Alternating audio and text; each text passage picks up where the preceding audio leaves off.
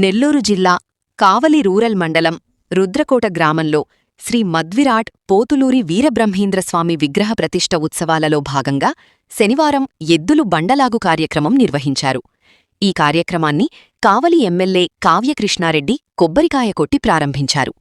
ఈ సందర్భంగా ఎమ్మెల్యే మాట్లాడుతూ రుద్రకోట గ్రామంలో ఎద్దులు బండలాగు కార్యక్రమం ఏర్పాటు చేసిన దేవాలయ కమిటీ సభ్యులు అభినందించారు.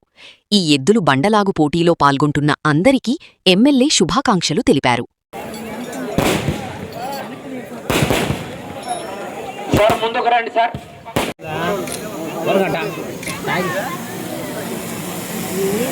ముఖ్య అతిథిగా విచ్చేయడం జరిగింది కావలి నియోజకవర్గ శాసనసభ్యులు శ్రీ దగ్గుమాటి వెంకటకృష్ణారెడ్డి గారి అమృత హస్తాలతో పూజా కార్యక్రమంలో పాల్గొని ఈ జతను పగ్గాలు చేతపట్టి పోటీల నుంచి ప్రారంభించవలసిందిగా రుద్రకోట గ్రామ ప్రజల ఆహ్వానం మేరకు వారి ఆహ్వానాన్ని మన్నించి కార్యక్రమానికి విచ్చేయడం జరిగింది. వారికి స్వాగతం సుస్వాగతం తెలియజేస్తున్నాం.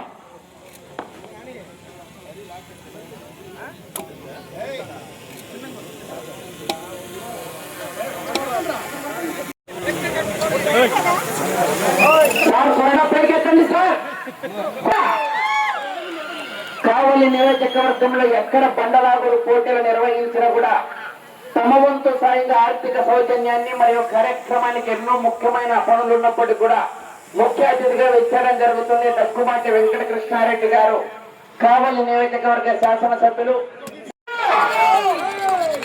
ఈసారి 25,000 పెట్టారు సార్. వచ్చే సంవత్సరం దాదాపు కావలి నియోజకవర్గంలో ఎక్కడ బండలాగుడు పోటీలు ధన్యవాదాలు తెలియజేస్తున్నాం.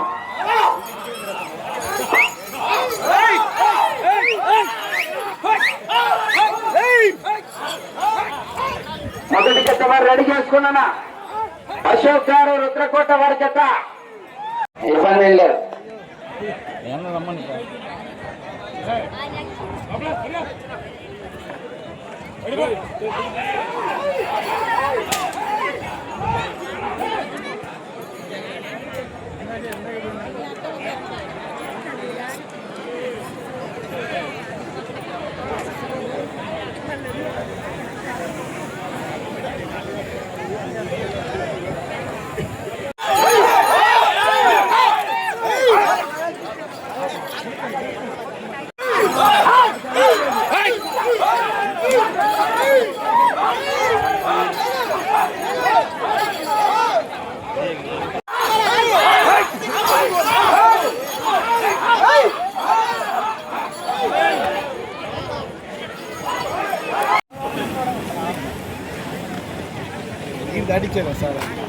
అశోక్ గారు రుద్రకోట ఎవరండి?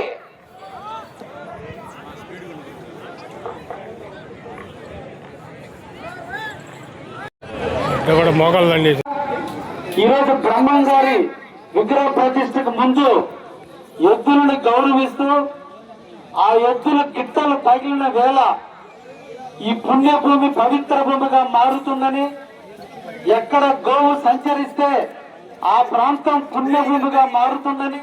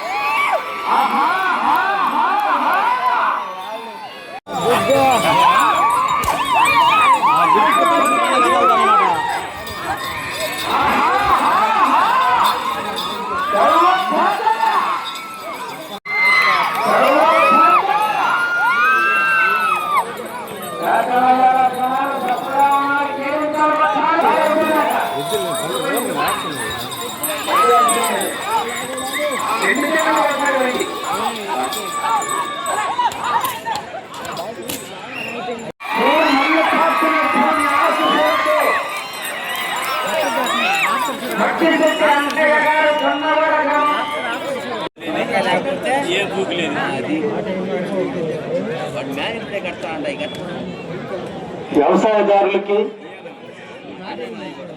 ఎద్దులకి ఒక అనుబంధం ఉంది. ఈరోజు ట్రాక్టర్లు రావచ్చు, కొత్త కొత్త యంత్రాలు రావచ్చు, కానీ మన అందరం కూడా 3 పూట్ల అన్నం తిన్నామంటే ఎద్దుల యొక్క కష్టార్జితం పూర్వకాలంలో. ఎందుకంటే శ్రీకృష్ణుడు చెప్పాడు,